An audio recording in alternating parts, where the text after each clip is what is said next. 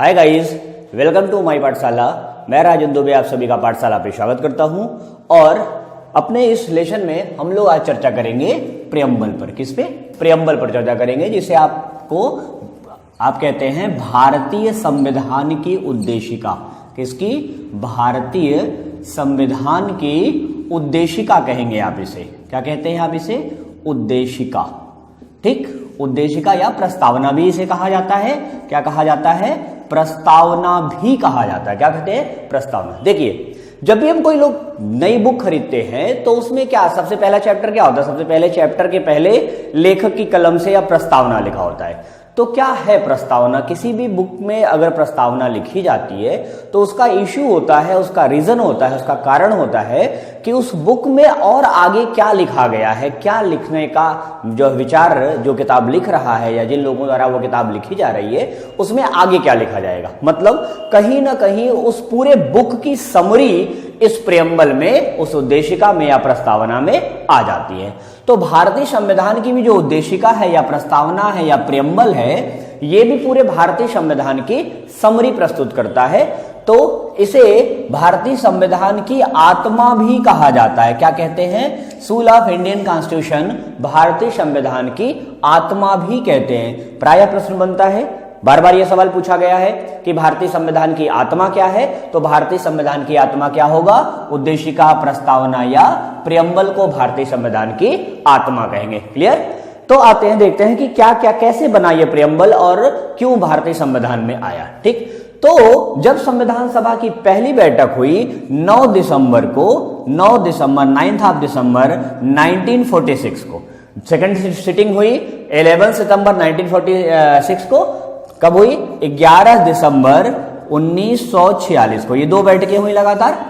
इसके बाद संविधान सभा के अध्यक्ष डॉक्टर राजेंद्र प्रसाद बना दिए गए और उसके बाद संविधान निर्माण कार्य प्रारंभ हुआ।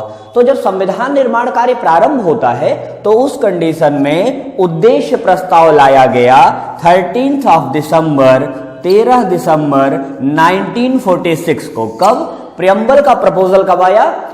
13 दिसंबर 1946 को। और इस प्रपोजल को लाने वाले थे पंडित जवाहरलाल नेहरू। कौन? पंडित जवाहरलाल नेहरू ये प्रस्ताव लेकर आए। और जब यह प्रपोजल आया कॉन्स्टिट्यूशनल असेंबली के सामने तो इस पर काफी समय तक डिस्कस हुआ और यह प्रपोजल पूरी तरह से 22 जनवरी, कब? 22 जनवरी 1946 में प्रपोजल रखा गया और 1947 में अप्रूव हुआ, यह पारित किया गया। कब? 22 जनवरी को। 13 दिसंबर को प्रपोजल आया, 22 जनवरी को अप्रूव हुआ। क्या था ये भारतीय संविधान की यही प्रपोजल भारतीय संविधान का उद्देशिका बन गया। क्या बन गया? उद्देशिका बन गया। तो उद्देशिका में लिखा क्या है? सबसे ज्यादा महत्वपूर्ण ये है इसके शब्द, इसके टर्म और उद्देशिका का महत्व क्या है। हम लोग इस पे थोड़ी सी चर्चा कर लेते हैं। उद्देशिका बेसिकली भारतीय संविधान का सार है। क्या है? कैलकुलेशन है, सार है इसे। जब भी कोई ऐसा विवाद क्रिएट होता है जो कॉन्स्टिट्यूशन के किसी आर्टिकल के द्वारा सॉल्व नहीं किया जा सकता, किसी आर्टिकल में कोई अस्पष्टता या इनक्लियरिटी रहती है, तो प्रियम्बल को उठा के देखते हैं। तो प्रियम्बल क्या करता है? प्रियम्बल का मूल रीजन ये है, मूल इफेक्ट ये है कि प्रियम्बल उस आर्टिकल के साथ मैच करता है जो प्रियम्बल में दिया गया है। अगर आर्टिकल हूबहू ऐसा है तो प्रियम्बल में कही गई बात को ही, उस आर्टिकल की बात को एक्सेप्ट किया जाएगा। मतलब अगर कहीं से कोई विवाद उत्पन्न होता है किसी भी आर्टिकल को लेकर के, तो प्रियम्बल में, उद्देशिका में जो कहा गया है उसी के समानार्थी, उसी के बराबर उसका अर्थ निकाला जाता है। यह है प्रियम्बल का मूल मोटो। यह है प्रियम्बल ले आने का मूल जो है मोटो यही था, मूल उद्देश्य यही था। तो यह प्रियम्बल 13 दिसंबर 1946 को प्रपोज किया गया, 22 जनवरी 1947 को यह पारित किया गया और यह भारतीय संविधान का एक हिस्सा बन गया। ठीक, अब यह भारतीय संविधान का पार्ट है या नहीं है, इस पर भी काफी विवाद रहा। क्यों? क्योंकि इसके लिए काफी सुधार करने का सरकार ने प्रयास किया। क्यों? क्योंकि उद्देशिका में, प्रियम्बल में जो शब्द दिए गए थे वो शब्द पूरी तरह से सेटिस्फैक्ट नहीं थे, उसमें कुछ शब्द सरकार और आपकी संसद और जोड़ना चाहती थी, लेकिन इसको लेके विवाद होते रहे। लास्टली इसमें 3 शब्द नए जोड़े भी गए हैं, अभी हम लोग उसकी भी चर्चा करेंगे। लेकिन पहले हम उद्देशिका को पूरी तरह से पढ़ देते हैं क्या है, क्योंकि इसमें जो शब्द लिखे हैं इनके टर्म ही काफी खतरनाक है, काफी टफ है वो टर्म। तो ये शुरू होती है हम भारत के लोग, we the people of India, हम भारत के लोग। पहला शब्द ही प्रियम्बल का क्या है, हम भारत के लोग, हम भारत के लोग। तो भारत के लोगों ने तो संविधान बनाया नहीं था, बट कहीं ना कहीं पूरी कॉन्स्टिट्यूशनल असेंबली, पूरी संवैधानिक सभा भारत के लोगों का प्रतिनिधित्व कर रही थी। क्यों? क्योंकि संविधान सभा का चुनाव कैसे हुआ था, राज्यों के विधानसभा के सदस्यों द्वारा। तो कहीं ना कहीं भारत के सारे लोगों को रिप्रेजेंट कर रही थी आपकी पूरी संविधान सभा, कॉन्स्टिट्यूशनल असेंबली। तो इसीलिए लिखा गया है कि हम भारत के लोग, we the people of India. ठीक, इसके आगे है हम भारत के लोग। भारत को एक संपूर्ण प्रभुत्व संपन्न समाजवादी पंथ निरपेक्ष लोकतंत्रात्मक गणराज्य बनाने के लिए तथा इसके समस्त नागरिकों को सामाजिक, आर्थिक, राजनीतिक न्याय, विचार, अभिव्यक्ति, विश्वास, धर्म और उपासना की स्वतंत्रता, प्रतिष्ठा और अवसर की समता प्राप्त कराने के लिए। देखिए थोड़ी टफ है इसकी लैंग्वेज हिंदी में, बट इसको हम एक एक शब्द की जो है व्याख्या करेंगे। पूरी उद्देशिका आपको याद करने की कोई आवश्यकता नहीं है, लेकिन इसके जो टर्म हैं, इसके जो शब्द हैं, उनकी क्या मीनिंग है, ये आपको देखना जरूरी है। तो हम भारत के लोग, भारत को संपूर्ण प्रभुत्व संपन्न, मतलब सॉवरेन। ठीक, दूसरा शब्द क्या है, संपूर्ण प्रभुत्व संपन्न। क्या है, संपूर्ण प्रभुत्व संपन्न। संपूर्ण प्रभुत्व संपन्न शब्द लिखा हुआ है, इसका मतलब होता है संप्रभुता। संप्रभुता को इंग्लिश में क्या कहेंगे, सॉवरेन कहते हैं। तो संप्रभुता का मतलब है सुपर पावर, अंतिम शक्तियां। संप्रभु का मतलब है कि भारत जो है पूरी तरह से अपनी शक्तियां भारत की जनता में है, न कि भारत पर किसी अन्य देश का किसी भी प्रकार का कोई नियंत्रण है। तो भारत के लोगों के द्वारा संविधान बनाया गया और भारत एक ऐसा राष्ट्र है, भारत एक संप्रभु राष्ट्र है, सॉवरेन राष्ट्र है, जिस पर किसी भी अन्य देश का किसी भी नैतिक, अनैतिक या किसी भी प्रकार का कोई नियंत्रण नहीं है। ठीक, इसके बाद शब्द है समाजवादी। कौन सा शब्द है, समाजवादी। समाजवादी मतलब सोशलिस्ट। ठीक, तो समाजवाद का मतलब, ये शब्द हमने राम मनोहर लोहिया के समाजवाद से कॉपी किया है। तो यहां समाजवादी का मतलब होता है, सोशलिस्ट का मतलब होता है कि जब भी भारत की आय की बात होगी तो भारत सरकार एक ऐसी व्यवस्था बनाएगा कि आय की जो विषमता है वो समाप्त हो सके। इनकम का जो बहुत इनिशियल लोगों के पास बहुत ज्यादा इनकम है और बहुत ढेर सारी आबादी के पास, बहुत मैक्सिमम पॉपुलेशन की इनकम कम है। प्रायः देखा जाता है कि 20% लोग टोटल इनकम का 80% गेन करते हैं और 80% टोटल लोग 20% में रह जाते हैं। तो इसी की असमानता को, इनकम की जो फ्लेक्सिबिलिटी है, ज्यादा अंतर है, ज्यादा डिफरेंस है, इनकम का जो डिफरेंस है, इसको कम करने के लिए कौन सी व्यवस्था अपनाई गई है, समाजवादी व्यवस्था अपनाई गई है। ठीक, उसके बाद एक शब्द आता है पंथ निरपेक्ष। क्या शब्द आता है, पंथ निरपेक्ष। पंथ निरपेक्ष का मतलब होता है सेकुलर। पंथ निरपेक्ष मतलब सेकुलर। पंथ निरपेक्ष मतलब यहां धर्म निरपेक्ष शब्द का भी प्रयोग किया जाता है कभी कभी। कौन सा शब्द, धर्म निरपेक्ष। इसका मतलब है कि भारत का कोई धर्म नहीं होगा, जी नहीं, ऐसा कोई मतलब नहीं है इसका। इसका मतलब है कि भारत सरकार या भारत का संविधान किसी भी धर्म को संरक्षण नहीं देगा, किसी भी धर्म को प्रोटेक्ट नहीं करेगा, बल्कि उसके नजर में सारे धर्म समान होंगे। ठीक, सभी धर्मों को वो समान मान्यता देगा। जैसे कि दुनिया में कुछ राष्ट्र हैं, जैसे पाकिस्तान एक इस्लामिक राष्ट्र है। ठीक, लेकिन भारत अभी तक, नेपाल एक हिंदू राष्ट्र था, लेकिन 2008 के बाद उसने जो है अपने आप को पंथ निरपेक्ष घोषित कर लिया, लेकिन पाकिस्तान आज भी इस्लामिक राष्ट्र के रूप में जाना जाता है। तो भारत का कोई राजकीय धर्म नहीं है, भारत का कोई राजकीय धर्म नहीं है, बल्कि एक ऐसा राष्ट्र है जो सभी धर्मों को समान मान्यता देता है, मतलब सेकुलर है, पंथ निरपेक्ष है। ठीक, अगला शब्द है लोकतांत्रिक। क्या है, लोकतांत्रिक। तो लोकतांत्रिक पे हम आते हैं, पहले इसका एक स्क्रीनशॉट लीजिए, उसके बाद इसे हम साफ करते हैं, फिर आगे बताएंगे लोकतांत्रिक का मतलब जल्दी। ठीक, तो लोकतांत्रिक, डेमोक्रेसी। डेमोक्रेसी का मतलब क्या होता है, डेमोक्रेसी की सबसे बेहतरीन परिभाषा दी है अब्राहम लिंकन ने। To the people, for the people और बाय द पीपुल, जिसे आप कहते हैं लोकतंत्र। लोकतंत्र को क्या कहेंगे आप? डेमोक्रेसी कहते हैं। ठीक, डेमोक्रेसी का मतलब है to the people, for the people और बाय द पीपुल। हिंदी में जनता का, जनता के लिए, जनता द्वारा शासन। इन द सेंस कि हमारे देश में संविधान की वह व्यवस्था है कि जो भी व्यक्ति शासन में आएगा वह व्यक्ति जनता से आएगा, पब्लिक के बीच से आएगा और पब्लिक का ही मेंबर होगा। मतलब जिस व्यक्ति के लिए रूल्स बनाए जाने हैं वह व्यक्ति ही रूल बनाएगा। ठीक, पब्लिक रूल बनाने में, शासन करने में शामिल होगी। इसी को कहा जाता है शुद्ध रूप से ओरिजिनल डेमोक्रेसी। ठीक, अगला शब्द आता है गणराज्य। क्या है? गणराज्य। गणराज्य का क्या मतलब है? रिपब्लिक कहते हैं इसे। ठीक, रिपब्लिक है ये। गणराज्य का मतलब है एक ऐसा नेशन जो रिपब्लिक है। इसे मैंने कल भी एलिब्रेट किया था। तो इसे देखते हैं, रिपब्लिक का क्या मतलब है। रिपब्लिक डे तो हम लोग मनाते रहे, पिछले 70 साल से हम रिपब्लिक डे लगभग मना रहे हैं। तो रिपब्लिक का मतलब होता है एक ऐसा शासन, एक ऐसी सरकार, एक ऐसा शासन जिसका चीफ, मुखिया, तो हमारे यहां शासन का मुखिया कौन है? प्रेसिडेंट है, राष्ट्रपति। तो एक ऐसा राष्ट्र जिसका मुखिया इलेक्ट होता हो, जिसका प्रमुख मतलब प्रेसिडेंट। ठीक, प्रेसिडेंट आपका क्या होता है? प्रेसिडेंट आपका इलेक्ट होता है। क्या होता है? इलेक्ट होता है, न कि सेलेक्ट होता है। मतलब जनता द्वारा यह क्या किया जाता है? चुना जाता है, प्रत्यक्ष, डायरेक्ट या इनडायरेक्ट। जबकि ब्रिटेन एक गणतंत्र नहीं है।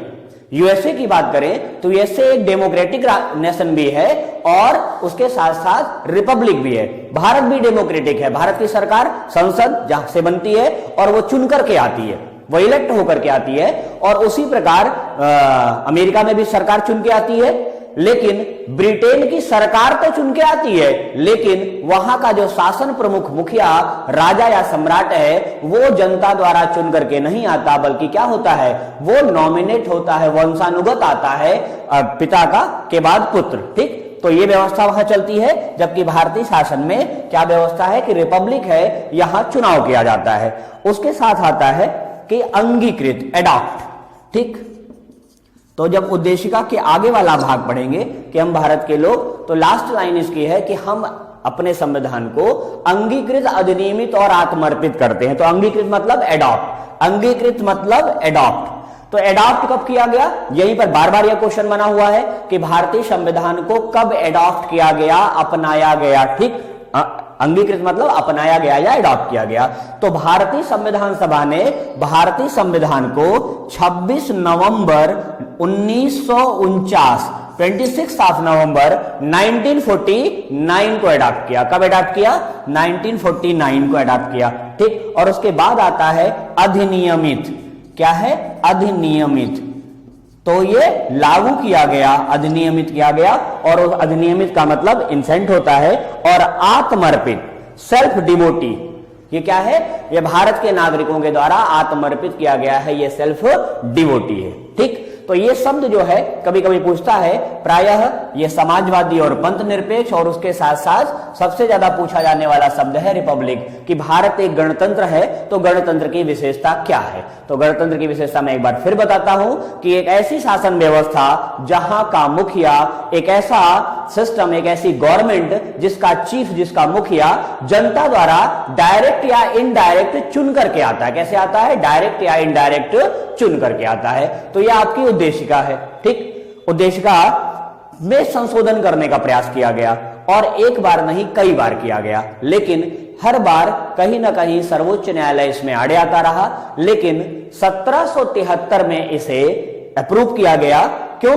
क्योंकि जब भारतीय संविधान को पढ़ते हैं तो संविधान संशोधन को भी पढ़ते हैं, और जब संविधान संशोधन पढ़ते हैं तो आर्टिकल 368 की बात करते हैं, अनुच्छेद 368 की। किसकी? आर्टिकल 368 की। आर्टिकल 368 में लिखा है कि भारतीय संविधान के किसी भी भाग में, इंडियन कॉन्स्टिट्यूशन के किसी भी पार्ट में रिफॉर्म किया जा सकता है, सुधार किया जा सकता है, या अमेंडमेंट किया जा सकता है, संशोधन किया जा सकता है। और उसके लिए एक प्रोसेस बनाया गया है कि लोकसभा और राज्यसभा इन दोनों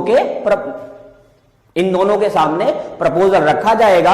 अगर ये प्रपोजल को अप्रूव कर देते हैं तो संशोधन संभव है, ठीक। और प्रपोजल अलग अलग अप्रूव होना चाहिए। तो संविधान संशोधन आगे पढ़ाएंगे तो वहां इस पर विस्तृत चर्चा होगी, लेकिन यहां पर हम देखते हैं उद्देशिका में संशोधन करने का प्रपोजल रखा, लेकिन सर्वोच्च न्यायालय में जब विवाद आया तो हम भारतीय संविधान जब लागू हुआ था उस समय इसमें 22 भाग थे। कितने थे?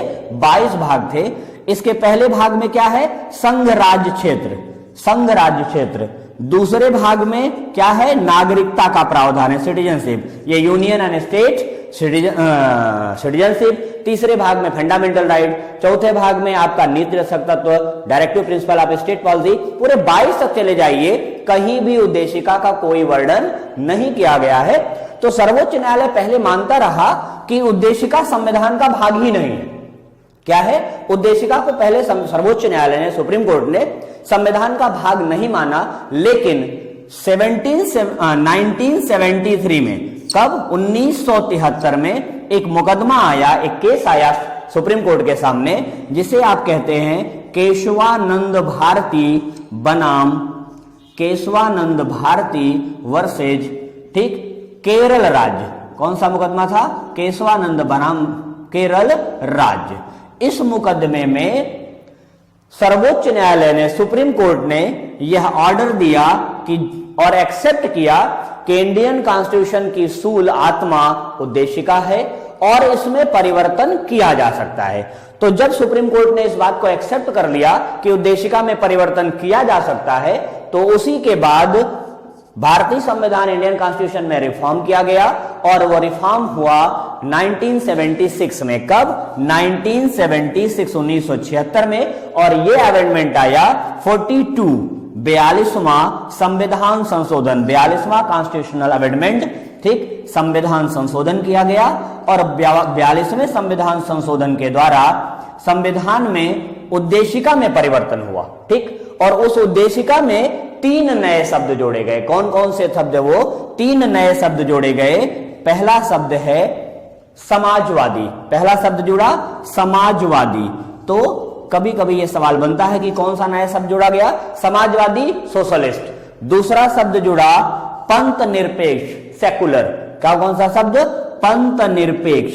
पंथ निरपेक्ष शब्द जोड़ा गया, जिसे आप कहते हैं सेकुलर। ये बार बार पंथ निरपेक्ष ही नहीं, कभी कभी धर्म निरपेक्ष भी लिखा जाता है। और अगला शब्द जोड़ा गया अखंडता, ठीक, इंटीग्रिटी। क्या शब्द जोड़ा गया? तीसरा अखंडता, अखंडता, ठीक, इंटीग्रिटी। तो समाजवादी, पंथ निरपेक्ष और अखंडता 3 नए शब्द जोड़े गए। कब? 1976 में 42 कॉन्स्टिट्यूशनल अमेंडमेंट 1976 में 42वें संविधान संशोधन के द्वारा। क्लियर? और इस पे केशवानंद भारती बनाम केरल राज्य के बाद में केशवानंद भारती वर्सेज केरल स्टेट के जो मुकदमा था उसमें सुनवाई की गई थी और इसने एक्सेप्ट किया था कि जी हां, उद्देशिका संविधान का भाग है और इसमें परिवर्तन किया जा सकता है। और इसी के बाद ये परिवर्तन हुआ, ठीक। तो उद्देशिका से जो सवाल बनते हैं मैं उनमें हल्की सी चर्चा कर देता हूं। उद्देशिका में पहली बात तो इन शब्दों के जो अभी टर्म बताए हमने उसके मीनिंग्स पूछे जाते हैं, और साथ ही साथ ये प्रश्न बनता है कि किस मुकदमे में यह माना गया कि उद्देशिका संविधान की आत्मा है। क्या है? आत्मा, सूल है। तो केशवानंद भारती बनाम केरल राज्य के बाद में माना गया कि इंडियन कॉन्स्टिट्यूशन की सूल या आत्मा क्या है? उद्देशिका है। और कितने नए शब्द जोड़े गए? तो 3 नए शब्द जोड़े गए, समाजवादी, पंथ निरपेक्ष और अखंडता। क्लियर? ये 3 नए शब्द जोड़े गए और उद्देशिका भारतीय संविधान का भाग के रूप में आज भी एक्सेप्टेबल है, ठीक। तो ये तो हो गई उद्देशिका की बातें। अब आते हैं कि भारतीय संविधान की क्या विशेषताएं हैं, क्या इसमें स्पेशलाइजेशन है जो इसे दुनिया के अन्य संविधानों से अलग करती है। तो आपको एक बात बता दें कि भारत में संविधान की सर्वोच्चता को स्वीकार किया गया है। यहां पर सबसे ज्यादा उच्च, सबसे ज्यादा पावरफुल कौन है? कॉन्स्टिट्यूशन है। संविधान ही सर्वोच्च माना गया है। तो देखते हैं कि भारतीय संविधान की क्या क्या विशेषता है। इसका एक स्क्रीनशॉट लीजिए जल्दी से, फिर इसको हटाते हैं, ठीक, ओके।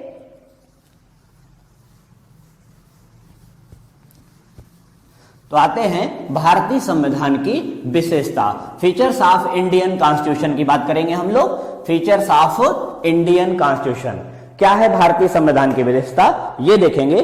पहली बात, पहली विशेषता ये है कि ये विश्व का सबसे विस्तृत संविधान है, सबसे बड़ा संविधान है, लार्जेस्ट कॉन्स्टिट्यूशन ऑफ वर्ल्ड, ठीक, विश्व का सबसे बड़ा संविधान। तो देखते हैं कितना बड़ा है। तो जब आपका संविधान लागू हुआ 26 जनवरी 1950, इसका इंप्लीमेंट किया गया कॉन्स्टिट्यूशन का, कब? 26 जनवरी 1950 को। और जब लागू हुआ संविधान तो यह संविधान कुल 22 पार्ट्स, 22 भागों में विभाजित था, 22 पार्ट्स में विभाजित था। और इसके साथ साथ इसमें 395 आर्टिकल थे। कितने आर्टिकल थे, कितने अनुच्छेद थे? 395।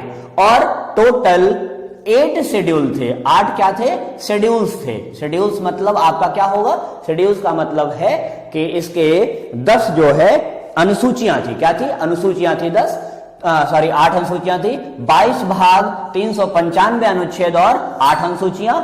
इनके साथ ये इतना बड़ा संविधान दुनिया में कहीं नहीं था। अगर वर्तमान की बात करें, आज वर्तमान में करंट की बात करें 2019 की, तो वर्तमान समय में संविधान में कुल 26 पार्ट हो चुके हैं। कितने? 26 भाग हो चुके हैं। और इस 26 भाग के साथ साथ आर्टिकल्स की संख्या बढ़ के हो गई है 463। कितनी? 463। और 463 आर्टिकल्स हैं। और ये जो 8 शेड्यूल थे ये भी बढ़ के हो गए हैं 12 शेड्यूल्स हैं, ठीक। तो 26 पार्ट, 463 आर्टिकल्स और 12 शेड्यूल्स। आज ये भारतीय संविधान का साइज है।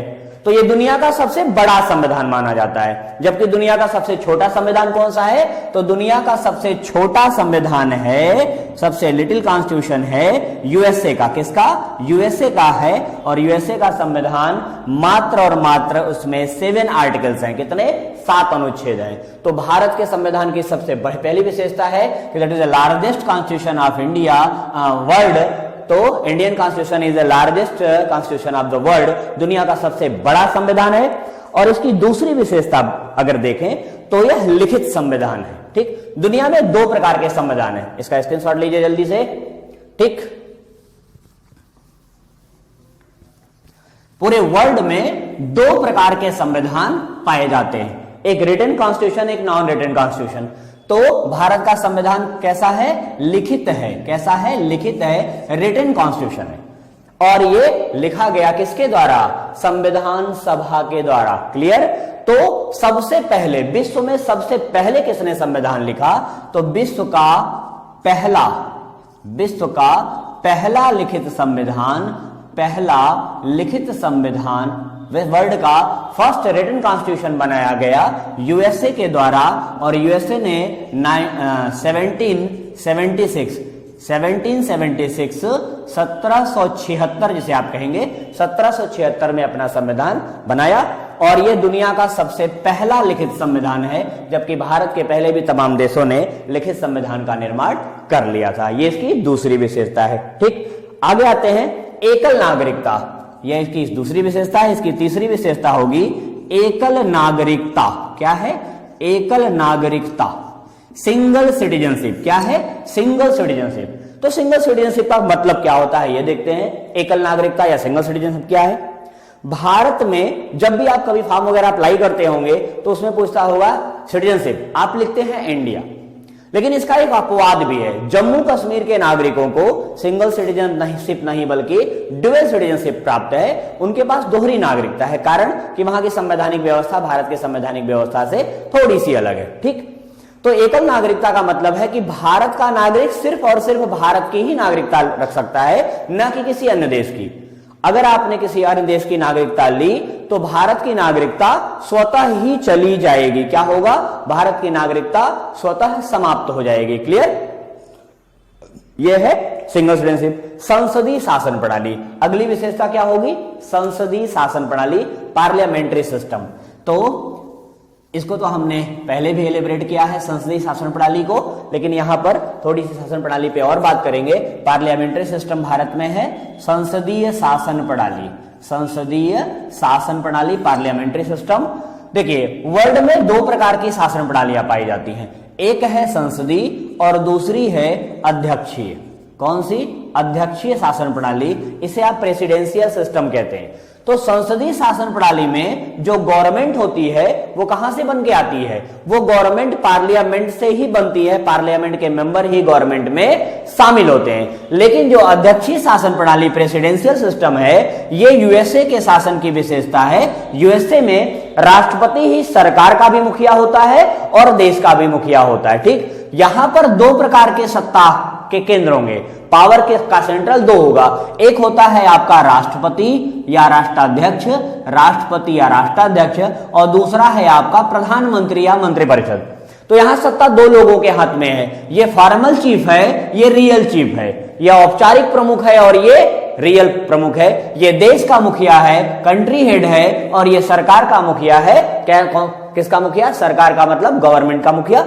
लेकिन यूएसए में अध्यक्षीय शासन प्रणाली है। कौन सी शासन प्रणाली है? अध्यक्षीय, मतलब प्रेसिडेंशियल सिस्टम है। प्रेसिडेंशियल सिस्टम की यह विशेषता है कि इस शासन प्रणाली में सरकार और देश का मुखिया एक ही व्यक्ति होगा और वो होगा प्रेसिडेंट। ठीक, और दूसरी सबसे बड़ी बात, इस गवर्नमेंट का लेजिस्लेटिव असेंबली या विधायिका से कोई भी संबंध नहीं होता। हमारे यहां संसद में सरकार वहीं से आएगी, संसद से, जबकि अध्यक्षीय शासन प्रणाली प्रेसिडेंशियल सिस्टम में सरकार के सभी सदस्य, ना तो राष्ट्रपति पार्लियामेंट का मेंबर होगा और ना ही राष्ट्रपति के साथ साथ जो अन्य मंत्री होंगे वो पार्लियामेंट के मेंबर होंगे। ठीक, तो अध्यक्षीय और संसदीय शासन प्रणाली में यही अंतर है।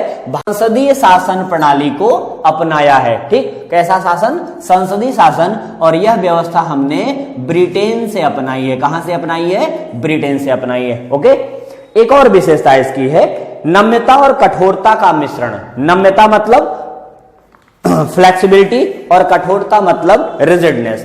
तो इंडियन कॉन्स्टिट्यूशन नम्य भी है, फ्लेक्सिबल भी है और रिजिड भी है। दो एक और विशेषता इसकी है कि नम्य है प्लस कठोर भी है। तो कोई चीज नम्य और कठोर दोनों कैसे हो सकती है? ठीक, नम्य मतलब फ्लेक्सिबल और कठोर मतलब rigid. Indian constitution is mixture of flexibility and rigidness. तो क्या है इसमें फ्लेक्सिबिलिटी? क्या है देखिए, संविधान में संशोधन के आधार पर किसी भी संविधान को फ्लेक्सिबल या रिजिड कहा जा सकता है। कैसे? अमेंडमेंट किस प्रकार से होता है? अगर अमेंडमेंट का तरीका जटिल है, कठिन है, रिजिड है, तो संविधान कैसा होगा? कठोर होगा, रिजिड होगा। अगर अमेंडमेंट का, संशोधन का तरीका जो है सरल है, फ्लेक्सिबल है, तो संविधान जो है फ्लेक्सिबल माना जाता है। भारत में ये दोनों व्यवस्थाएं हैं। कैसे? भारत में संविधान संशोधन करने के दो नहीं बल्कि तीन तरीके हैं। ठीक, एक कहा जाता है साधारण संविधान संशोधन, जनरल कॉन्स्टिट्यूशनल अमेंडमेंट। इस संविधान संशोधन में दोनों सदनों के अलग अलग अगर प्रस्ताव पारित किया गया, ठीक, थोड़ा सा यहां पे समझने की जरूरत है, ध्यान दीजिएगा इस पे कि साधारण संविधान संशोधन क्या होता है। साधारण संविधान संशोधन में आपके यहां संशोधन करने की शक्ति किसके पास है? संसद के पास है, पार्लियामेंट के पास है संविधान में संशोधन करने की शक्ति। तो जब संसद की बात है तो संसद में दो सदन होते हैं, एक को कहते हैं लोकसभा और दूसरी कहलाती है राज्यसभा। ठीक, लोकसभा और राज्यसभा। तो ये दोनों मिलकर के संविधान में संशोधन करते हैं। यदि साधारण संविधान संशोधन है तो दोनों में साधारण बहुमत चाहिए। क्या चाहिए? जनरल फेवर चाहिए। जनरल फेवर मतलब 1/2 + 1, आधे से अधिक सदस्यों का समर्थन। और यहां भी 1/2 + 1, आधे से अधिक सदस्यों का समर्थन। अगर मान लीजिए इफ एनी केस एक हाउस ने, लोकसभा ने मान लीजिए किसी प्रपोजल को अप्रूव कर दिया और राज्यसभा ने इस प्रपोजल को डिनाई कर दिया, तो जनरल कॉन्स्टिट्यूशनल अमेंडमेंट में एक और भी तरीका है कि इन दोनों को ज्वाइंट बुला लिया जाता है। ज्वाइंट सेशन बुलाया जाएगा। अगर ज्वाइंट सेशन बुलाया गया है तो वहां दो बातें महत्वपूर्ण हो जाती हैं। एक कि ज्वाइंट सेशन की अध्यक्षता कौन करेगा, क्योंकि यहां पे लोकसभा अध्यक्ष होता है और राज्यसभा का अध्यक्ष कौन होता है? वाइस प्रेसिडेंट होता है। तो वाइस प्रेसिडेंट फिर इस सिटिंग में नहीं आएगा, बल्कि लोकसभा का चेयरमैन, स्पीकर जिसे आप कहते हैं, ये इस सिटिंग की अध्यक्षता करता है। और अगर दोनों की सिटिंग में साधारण मेजोरिटी से, जनरल मेजोरिटी से प्रपोजल एक्सेप्ट कर लिया गया तो प्रस्ताव पारित माना जाता है, उस प्रपोजल को एक्सेप्ट माना जाता है। फिर से एक बार रिपीट करता हूं मैं इसे कि जनरल कॉन्स्टिट्यूशनल अमेंडमेंट में दोनों हाउस, लोकसभा और राज्यसभा के अलग अलग प्रस्ताव साधारण बहुमत से, जनरल फेवर से अगर आ जाते हैं तो ठीक, अगर कोई भी हाउस इसे रिजेक्ट करता है तो दोनों की ज्वाइंट सीटिंग बुलाई जाती है और ज्वाइंट सीटिंग का चेयरमैन कौन होगा? लोकसभा का चेयरमैन ही ज्वाइंट सीटिंग का भी चेयरमैन होता है। और अगर यहां पर प्रपोजल को अप्रूव कर दिया गया तो प्रपोजल एक्सेप्ट माना जाता है। ठीक, आगे आते हैं। दूसरा जो सब तरीका है 368 में बताया गया है। कहां पर बताया गया है? अनुच्छेद 368 में। तो देखते हैं अनुच्छेद 368 में क्या प्रपोजल है, क्या तरीका है संशोधन का। आर्टिकल 368 की बात करें अगर आप, तो यहां पर भी संशोधन करने की वही प्रक्रिया है जो यहां पर है। कैसे? लोकसभा और राज्यसभा, दो हाउस हैं आपके यहां, राज्यसभा, ठीक, यहां पर था 1/2+1, कितना? 1/2+1, मतलब कुल उपस्थित और मत देने वाले सदस्यों के आधे से अधिक, हाफ प्लस 1, ठीक, आधे मेंबर और उससे एक अधिक। लेकिन यहां पर बाध्यता हो जाती है 2/3, 2/3, 2/3 बहुमत चाहिए, उपस्थित और मत देने वालों के 2/3 बहुमत से प्रपोजल होना चाहिए। और अगर एक हाउस ने, एक सदन ने प्रपोजल को एक्सेप्ट किया और दूसरे हाउस ने उस प्रपोजल को रिजेक्ट कर दिया तो क्या होगा? यह अमेंडमेंट यहीं पर समाप्त हो जाएगा। ठीक, इसे दोबारा फिर से लाना पड़ेगा। यह ऐसा नहीं है कि एक ने अगर प्रपोजल एक्सेप्ट किया तो दूसरे में ही दोबारा आएगा। अगर रिजेक्ट किया गया तो पूरा का पूरा प्रपोजल दोनों हाउस में दोबारा लाना पड़ेगा। क्लियर? तो ये हो गया दूसरा तरीका। ये तरीका काफी आसान दिखाई दे रहा है और ये तरीका काफी टफ दिखाई दे रहा है। और इससे भी टफ तरीका है स्पेशल कॉन्स्टिट्यूशनल अमेंडमेंट। इसमें जरूरी है कि पहले 368 को फॉलो किया जाए, दोनों हाउस में 2/3 एंड 2/3, उसके बाद आधे से अधिक राज्य 1/2+1, मतलब 29 स्टेट हैं तो 29 राज्यों में कम से कम 16 राज्यों का, 15 राज्यों का, हाफ होगा इसका 14.5, तो 0.5 आधे राज्य तो होते नहीं, तो 15 राज्यों का कम से कम समर्थन चाहिए, मतलब 15 राज्य की विधानसभाओं द्वारा भी इसे पारित होना चाहिए। तो 15 राज्य की अगर लेजिस्लेटिव असेंबली इसे पारित कर देगी और पार्लियामेंट इसे दोनों सदनों में 2/3 से अप्रूव करेगा तो क्या हो जाएगा? ये माना जाएगा स्पेशल कॉन्स्टिट्यूशनल अमेंडमेंट। जैसे आपके यहां अभी चर्चा चल रही है आर्टिकल 370 को हटाने की, तो अगर 370 हटाना है तो इसी का सहारा लेना पड़ेगा। 2/3 प्लस 15 स्टेट की जो है विधानसभाओं के द्वारा, लेजिस्लेटिव असेंबली के द्वारा इसे अप्रूव कराना होगा। ओके, इसीलिए भारतीय संविधान को क्या कहा जाता है? नम्य और अनम्य, कठोर और लचीले का मिश्रण, फ्लेक्सिबल भी है और रिजिड भी है। ठीक, और अगला है केंद्राभिमुख संविधान, सेंट्रल बेस्ड कॉन्स्टिट्यूशन, केंद्राभिमुख संविधान। नेक्स्ट है केंद्राभिमुख संविधान।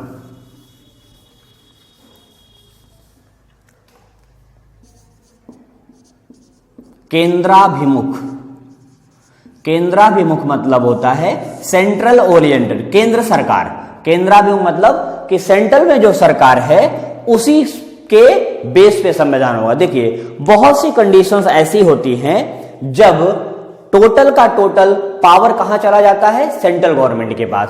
तो एक बात। दूसरी बात, जैसे इमरजेंसी है, आपातकाल में सारी शक्तियां केंद्र सरकार के हाथ में चली जाती हैं। साथ ही साथ एक चीज और देखने को मिलती है कि जब शक्तियों का विभाजन होता है, जैसे ज्वाइंट सूची है, समवर्ती सूची जिसे आप कहेंगे, समवर्ती सूची, यहां पर केंद्र और राज्य दोनों को कानून बनाने का अधिकार है। लेकिन जब कभी भी विवाद होगा, किसी एक मुद्दे पर दोनों एक ही कानून बना देंगे और विवाद बढ़ेगा तो केंद्र का कानून, सेंट्रल गवर्नमेंट का जो रेगुलेशन है वो लागू किया जाएगा, इम्पीच किया जाएगा। तो यहां पर भी केंद्र ज्यादा पावरफुल, और जब आपातकाल इमरजेंसी लागू होती है वहां भी ज्यादा पावरफुल। तो जो इंडियन कॉन्स्टिट्यूशन किसके फेवर में ज्यादा है? सेंट्रल गवर्नमेंट के फेवर में ज्यादा है, इसलिए ये केंद्राभिमुख संविधान भी माना जाता है। ठीक, आगे है वयस्क मताधिकार, मतलब यहां जो डेमोक्रेसी है वो कैसे चलेगी, एडल्ट वोटिंग पे चलेगी। एडल्ट यहां माना गया है 18 वर्ष से अधिक आयु का व्यक्ति, 18 ईयर अगर ओल्ड है और उससे अधिक एज का है तो उसे एडल्ट माना गया है। तो वोट देने का अधिकार उसी व्यक्ति को है जिसकी आयु 18 वर्ष से अधिक है और साथ ही साथ वह पागल या दिवालिया नहीं है, सामान्य अवस्था में है, मतलब इनकेस कोई स्पेशल कैजुअलिटी नहीं है उसके साथ, तो सामान्य प्राणी है, साधारण नागरिक है, तो उसे वोट देने का अधिकार दिया गया है। ओके फ्रेंड्स, तो भारतीय संविधान की ये बेसिक विशेषताएं रही और अगले टर्म में हम लोग जो है चर्चा करेंगे इसके आगे। और आज के लिए बस इतना ही।